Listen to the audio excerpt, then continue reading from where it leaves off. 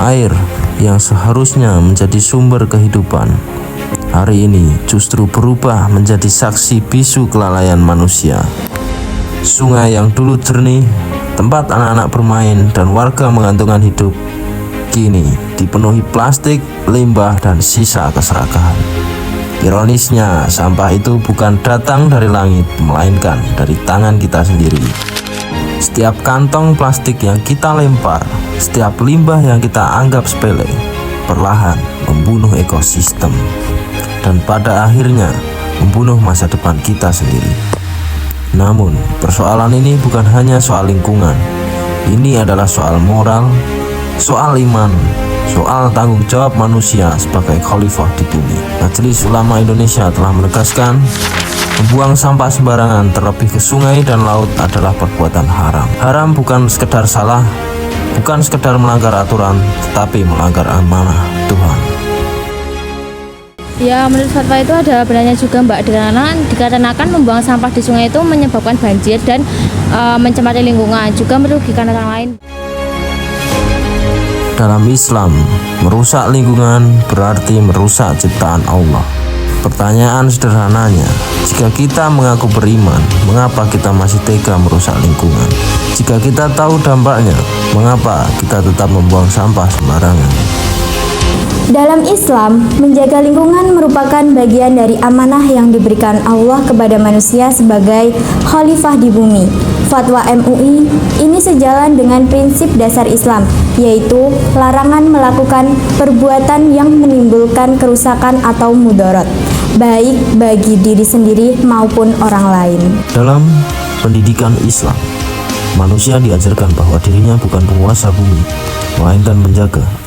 Sebagai khalifah di bumi, setiap tindakan kita dimintai pertanggungjawaban, bahkan terhadap selembar plastik yang kita buang sembarangan.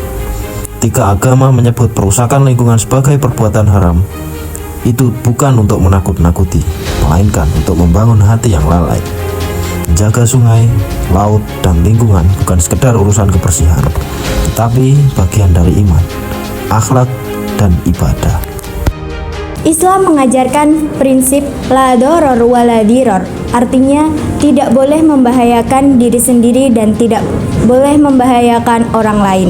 Ketika sampah dibuang ke sungai dan menyebabkan banjir, penyakit, serta pencemaran lingkungan, maka perbuatan tersebut jelas membawa mudarat. Oleh karena itu, dalam perspektif agama, tindakan tersebut tidak hanya salah secara sosial, tetapi juga melanggar nilai keagamaan. Bumi ini bukan warisan dari nenek moyang, melainkan titipan untuk anak cucu kita. Dan titipan harus dijaga, bukan untuk dihancurkan. Hari ini kita masih punya banyak pilihan untuk berhenti menyalahkan keadaan, untuk mulai dari hal yang paling sederhana, yaitu tidak membuang sampah sembarangan. Karena menjaga lingkungan bukan hanya soal kebersihan, tetapi juga bentuk ibadah. Dalam nilai BPKN, warga negara yang baik adalah warga yang mematuhi aturan, menjaga kepentingan bersama, serta ikut berperan aktif dalam menjaga lingkungan. Solusinya adalah meningkatkan kesadaran melalui edukasi, memperkuat budaya gotong royong, serta mendorong partisipasi aktif masyarakat. Selain itu, aturan lingkungan yang harus ditegakkan secara adil agar tercipta ketertiban dan rasa tanggung jawab bersama. Dalam pendidikan kewarganegaraan, kita diajarkan arti menjadi warga negara yang baik. Warga negara yang tidak hanya menuntut hak, tetapi juga menunaikan kewajiban. Lingkungan yang bersih adalah hak semua orang, namun menjaga adalah tanggung jawab kita semua.